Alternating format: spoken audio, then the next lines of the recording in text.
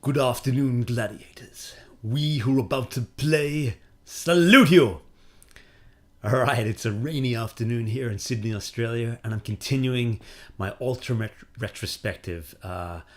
It's been a long slog, that's for sure. I kind of have forgotten how many Ultimas there were, and some of them have been wonderful to play and others less so.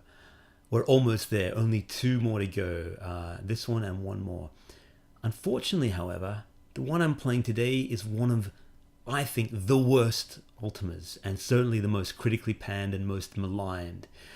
We are in fact playing Pagan, Ultima VIII. And I'm going to tell you in this video why it's so bad and what went wrong, because it's quite an interesting story. I'm going to warn you that the game ain't going to be pretty. It looks nice visually enough, but it's a mess. It's a mess of a game. Without further ado, I think we should just get into it, and I'll talk to you along the way. All right, Pagan.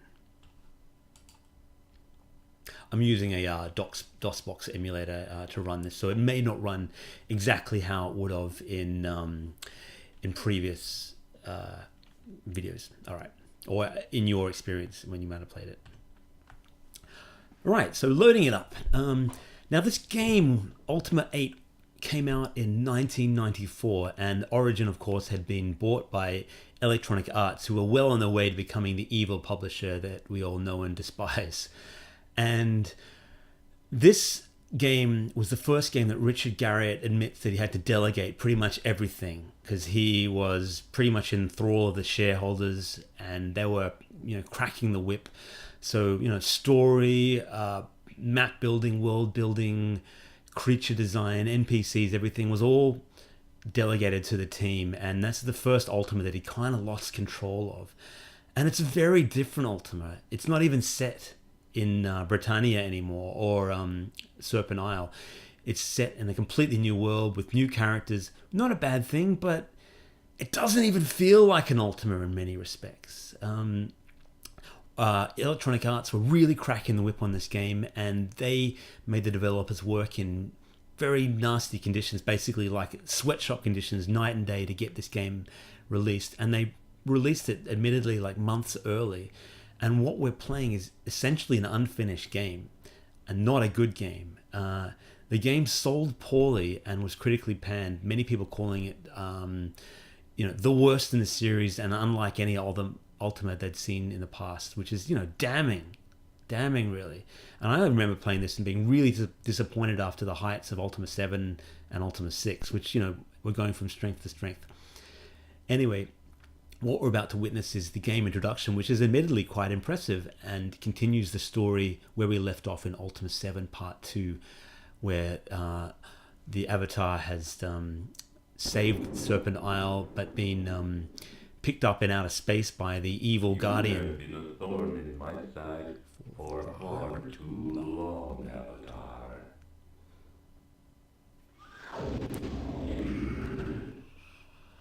Your two worlds will be crushed. Britannia first, then Earth. I shall parade you before their conquered peoples as the fallen idol of a pathetic ideal.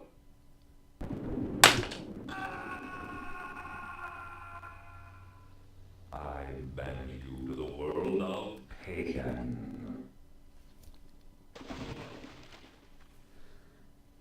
No one here knows of the Avatar. Evil grin. Thank you to Astro Boy for volunteering his services as the Avatar today. If you're watching that little window instead of paying attention to the main game. Don't know why they did that stupid pantomime. But yeah, that's the introduction to Pagan. And it's kind of cool. Like, CGI back then was still a bit of a novelty. In the 90s, you were starting to see CD-ROMs come out. And this game was actually on a CD-ROM. And so development studios were spending a lot of money on expensive and lavish CGI introductions. And of course, the games were never like that. They never looked as good as the introduction, and it did build the hype, but often the end result would be much more disappointed. And for me, it's one of those things that I feel was like it's fluff. you shouldn't be spending developer resources on expensive animations when the game is still incomplete. And I do love that introduction. I think the Guardian's big hand like that looks really cool, but it's just misspent priorities. And this sounds like something from EA who've just gone, yeah, let's spend $500,000 on the CGI introduction, and then half the budget on that. I don't think it was exactly that much, but okay. So we give thy name, Sir Oliver. We'll continue our quest through the Guardian saga. Here we are. We wake up. Hello there. Who are you? Oh, I'm Devon. Devon. Delicious with tomato sauce and white bread. How do you know my name? I'm sorry, I didn't mean to pry, but when I found you, knew who you were. I'm afraid I read through your logbook and discovered your name. You fiend. Please forgive me. Yeah, you're forgiven. So, notice that there are no portraits in this game. Inexplicably left out. Budgetary reasons or whatever, maybe. But, again, that was a bit of a hallmark of Ultima. Nice portraits. And you do find that you missed them. Where am I? We're on a new world. We're in Pagan, basically. And this is a world where no one, like as the Guardian said, no one knows who the Avatar is. There is no such thing as the virtues of truth, honor, spirituality, justice, and so on. This is a world under the thrall of 4 titans, essentially 4 godlike figures who, for some reason, are forced to be worshipped. And the ultimate aim of the game is to defeat the 4 titans, I believe, and somehow bring the Guardian down. What? Sure of what? Tenebrae, the Sea of Rains.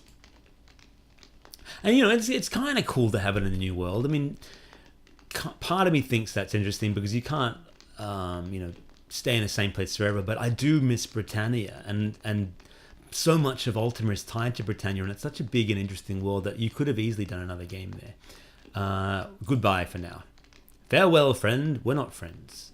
You just met me, but you did rescue me. Thankfully, I am appreciative. My food and provisions are yours. Okay, yeah, you're my friend. You're a good egg. The font's kind of interesting. It's a little hard to read. I don't know why they go for these elaborate, fancy fonts. I mean, it's better than the Ultima VII one, but it's not amazing. I can already see a crowd gathering on the docks. It can mean only trouble. All right. So here we are. We are the Avatar, and instantly, what do you notice? So much more animation, and when you turn, tons of animation. There is hundreds of frames. And you walk around, and he has a bit of a Monty Python Ministry of Silly Walks kind of walk. But at the time, this was impressive. This is really cool. And this is all pre-rendered CGI, of course. Unfortunately, they spent so much on this that much of the rest of the game suffers because nothing else is quite as impressive as this. And you can't wear other helmets. So when you wear another helmet, you'll still see this sort of tin pot helm, and you'll always be wearing the red Avatar tunic and so on. Again, it's point and click like many of the other games. You can click on items, fish. We can drag that fish to our backpack. I think once we're a little closer. Delicious fish. You can click on your backpack. That's our avatar. And you can only be the blonde guy there, which is lazy. You can't even be a female avatar or a dark-haired avatar or whatever. And that's just, again, they must have run out of time, and they did run out of time, and EA were just hounding them to get the game done, and maybe they had other portraits in store, but they just ran out of time. And I've been there. I've worked for Tyrants before and had to get games completed, and it's no fun. And you as the developer know that there's unfinished work, and especially when you're close to the game and you put so much of your heart into it, it can really suck when the publisher or the boss or whatever goes, just get it shipped. But unfortunately, games are a business, and if you ship it, it starts to bring in money. I think it was Miyamoto, the creator of Super Mario, Shigeru Miyamoto, who said, a late game can be good, but a bad game shipped early is a bad game forever. And I get that, but at some point, if you don't ship it, you run out of money. And it seems like EA knew that and they wanted this game released. But, it was released early and it did badly anyway. So that extra 3 or 4 months could have made a big difference. Right, so we're walking around now. We're here in the world of Pagan. And what I'm going to do is I'm going to save the game because... right. Diary. Entry. Thou hast lost an 8th. That's a little Easter egg for Ultima fans. Whenever you do something naughty in Ultima, I think the little British or someone tells you, thou hast lost an 8th, which is one of the 8th virtuals. It's kind of fun. So let's return to the game. Somehow. Hello, please. There we go. No, I don't want the credits. Right, so... Unfortunately, when I'm pressing escape, it's getting me out of the damn... Oh, no, not the introduction again. There we go. So it's kind of clunky. I'll just try and load that save game up again, maybe. This is fascinating stuff, as always. You come and you see an Ollie play video, you know you're going to get ultimate professionalism. But I had to make the save game because you die a lot in this game and you have to load the game again. I can fall in that water and plonk to the bottom, and it's quite miserable. You can check out the barrels there. Get ourselves a bottle of wine. Jewelry box. So it's using the same box system as in the previous Ultimas, and I like that. I find that some people didn't like it, but I found it quite intuitive to be able to drag and drop things from place to place. So I'm wielding that dagger now. I don't really know what the stats are. It doesn't really tell you. We drank the wine. Did we? It's empty. Okay. Drop the bottle on the ground. We could eat some fish by double click on it. I don't know if... I don't remember if the avatar gets hungry or not in this game. The world of Pagan is much, much smaller than Britannia. Like, it is tiny and there's hardly any NPCs. Because of the more impressive graphics and larger world view and everything, they definitely compromised on much of the game. And you'll find that many of the things mentioned, like the Guardian's Palace and so on, are not even in the game. People have dug through the code and found entire areas that were planned and dialogue written and so on that just they ran out of time and were never able to do. Origin did end up releasing like an enhanced version a year or two later, I believe, but it still didn't include everything.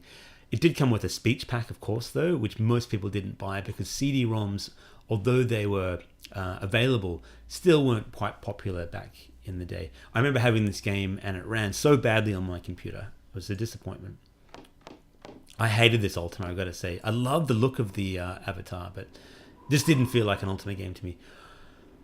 Torin, you have been accused of blasphemy against Our Lady Mordea and are sentenced to death by beheading. Do you have any final words? I shall die as I lived, with honor. When I face Lithoth, he will not find me wanting. A man of honor would not have insulted his lady with seditious rumors, knave. So we arrive at a execution, which is pretty grim. I fear that Lithos will not find you at all, for your grave will be a watery one. The lurker is not kind to ones she acquires. I've got to work on my female voices, don't I? They don't sound good at all. This is forbidden, lady. The ritual is sacred. I'll do a different voice. Do not question my decisions, Tana. I am sure that Lissoth would not want this one's worthless spirit in his domain. No! Back, woman! So it's quite dramatic.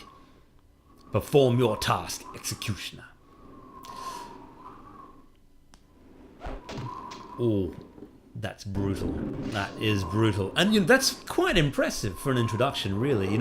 All these figures look quite cool. They're all pre-rendered CGI and well animated for the time. And I remember seeing this and thinking, hey, that is actually quite cool.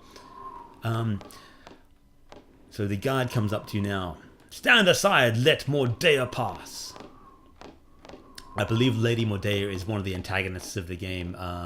She's the ruler of this realm, and one of the primary characters you have to take down. Halt! I have never seen you before, stranger. Identify yourself and your business in Tenebrae. What just happened here? We're going to pause for a second while I attend to something, and I'll be back in 1 moment. And we're back. Got my delicious coffee. Baby's been put to sleep, and we can continue our exciting Ultima adventure. Hazelnut.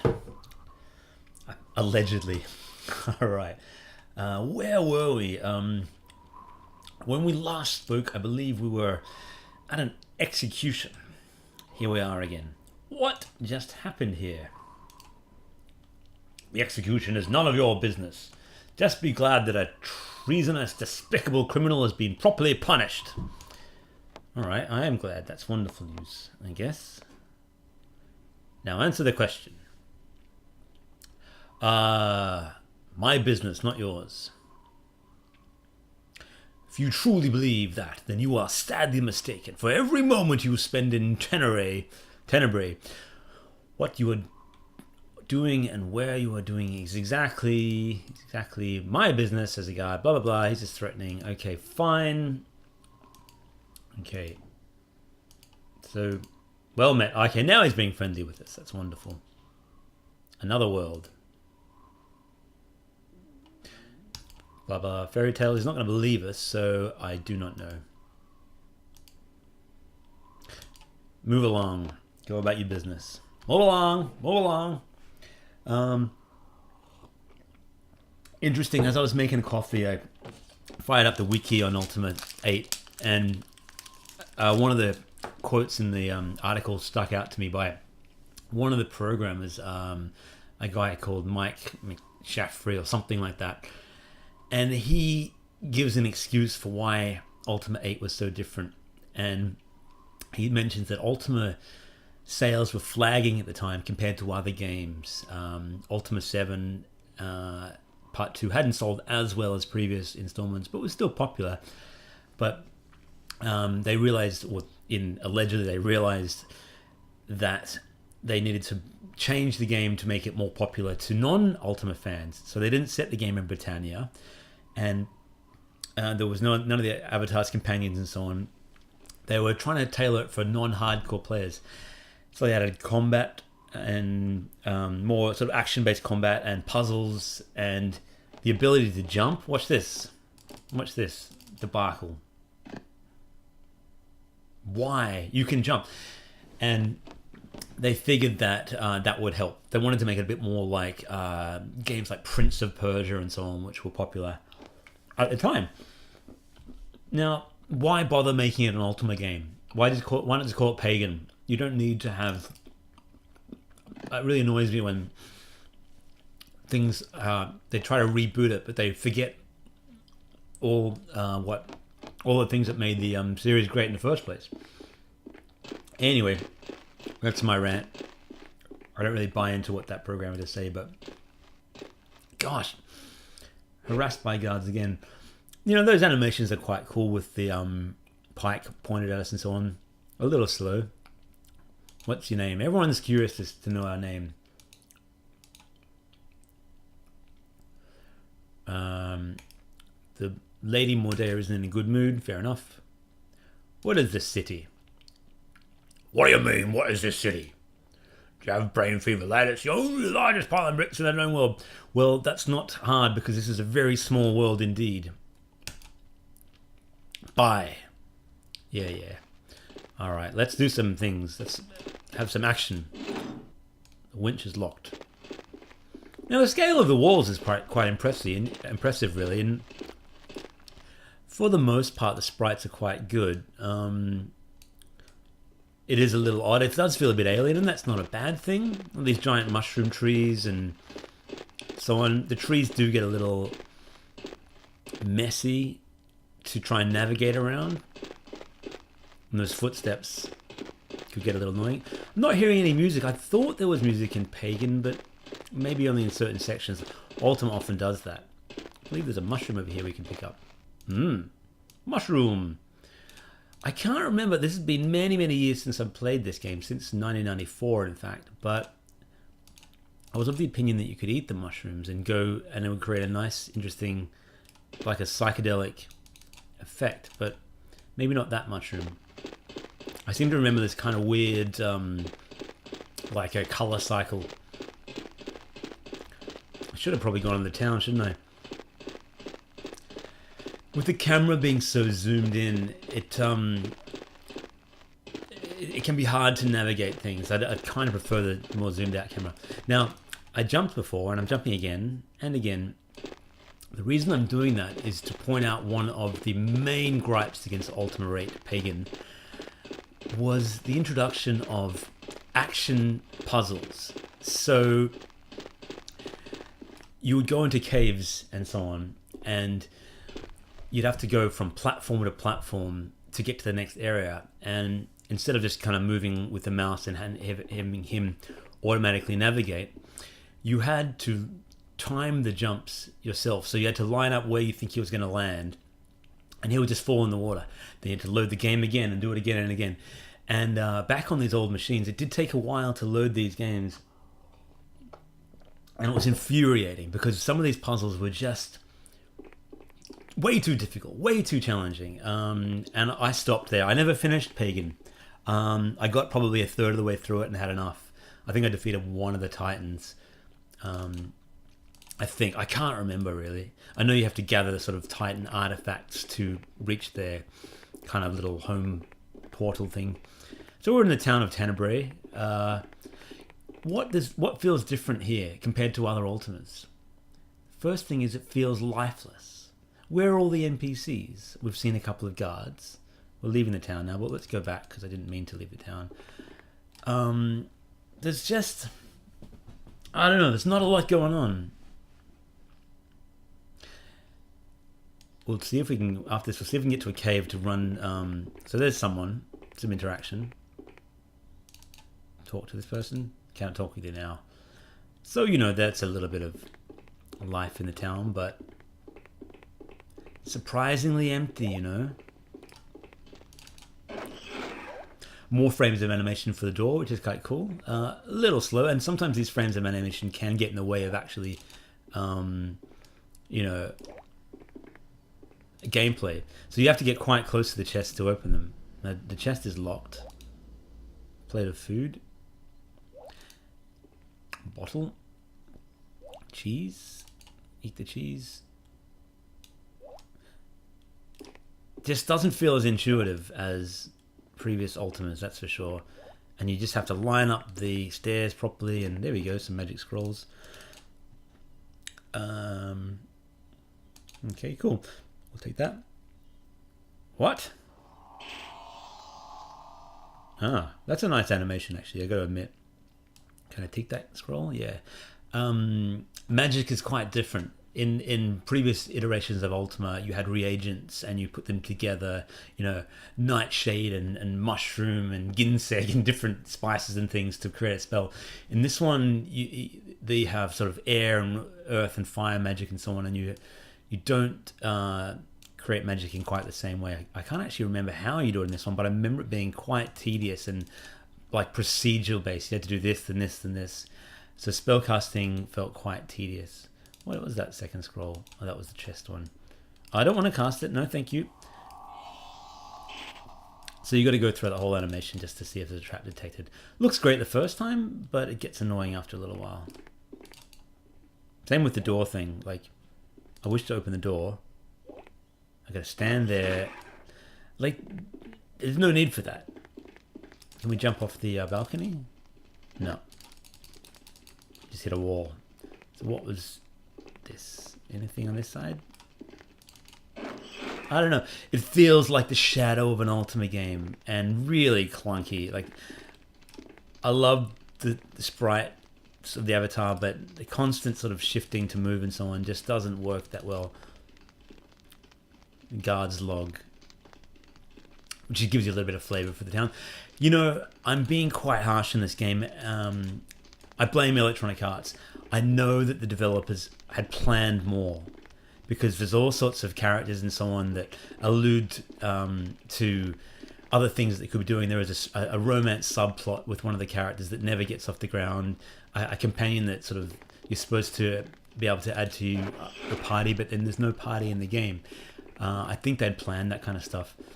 In the end, it wasn't entirely wasted because they did end up using the Ultima engine for another Origin game called Crusader, which wasn't too bad, apparently. I kind of remember it was like a sci-fi game, sort of space warriors and so on.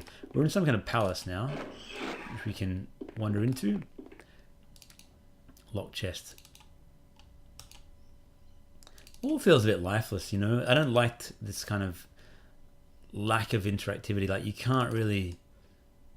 You can open chests and so on, but this doesn't have the same feel.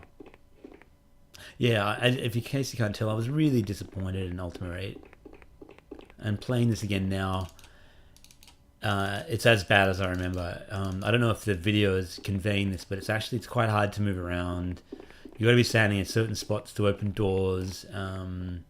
Conversations feel a bit tedious. They're a bit slow. What do you want? You got to wait for them to talk. Who are you? I am called Pagan. Pew pew pew pew Pagan. Find your own fun where you can, right? Where am I? You in the royal palace.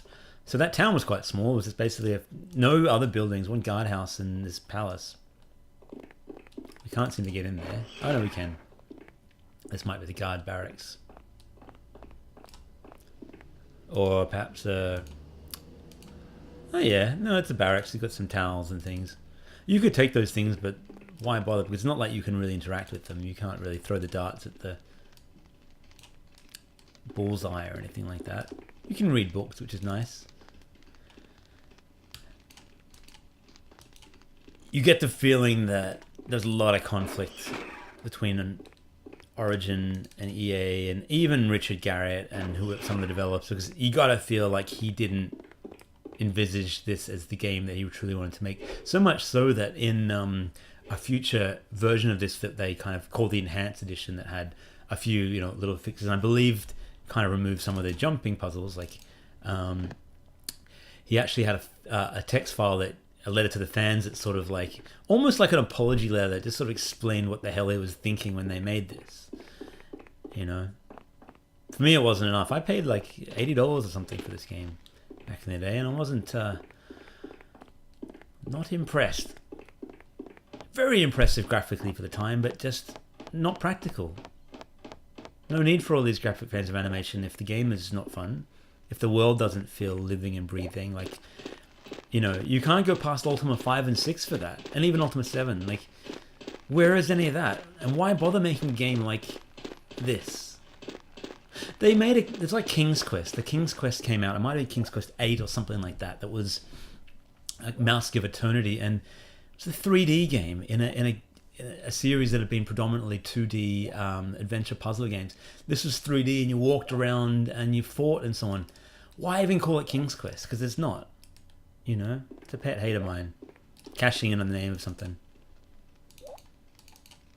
We haven't even fought anything yet. Let's get out of this town. This is really a bit boring. Get out of here. See if we can find a jumping puzzle. Where's all the music too? And it might be just my setup or something, but no, we had music at the beginning, right? Food of the gods. Waste that not, Avatar. Another house? No one's in here, apart from some guards. What is that weird step? Oh man.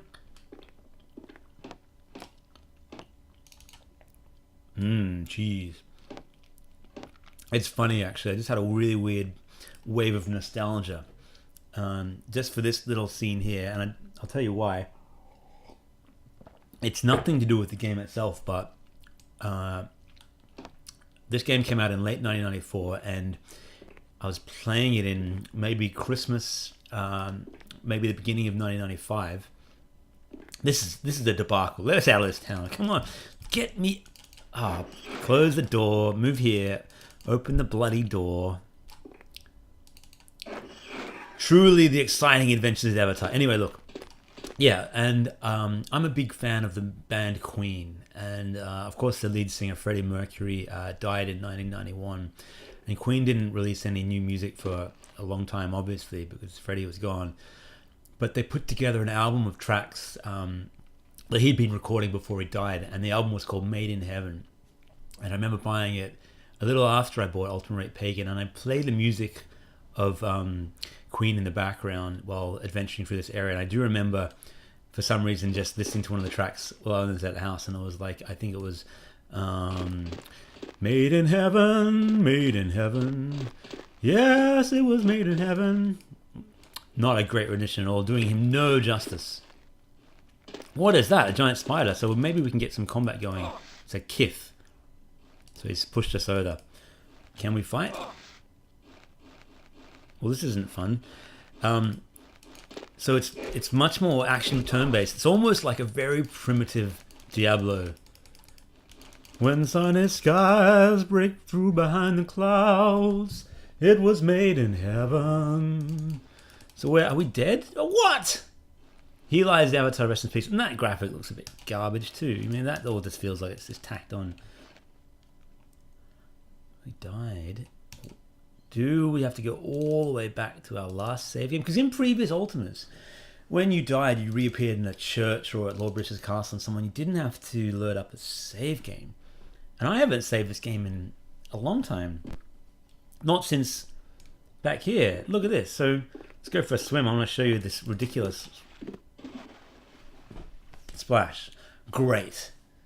Action, puzzle, adventure, Ultima game. Ridiculous. And deservedly, this game sold poorly and was ranked by some computer magazines as one of the 20 worst computer games of all time. And it certainly earned that. If these guys had been given another year to develop it, I think there is something in there that would have been cool, but there's a lot they needed to change. Ultima is about so much more than just combat and fancy graphics. It was never about that, and they really lost their way for this game. You know what? I've had enough. I'm out. Ultima VIII, Pagan, done. Curse you, Guardian. You have defeated me once again. Well, next video, we're going to wrap things up for Ultima with Ultima IX Ascension, which, again, different. It's a 3D game. And I didn't play that one that much because my computer wasn't good enough at the time. So I'll be curious to see what it's like. And if I don't even know if it was hyped up or how it did. I don't believe it sold that well, but we'll see. We're going to have the final chapter of the Ultima retrospective within the next few days. Thanks for being with me today, and bye for now.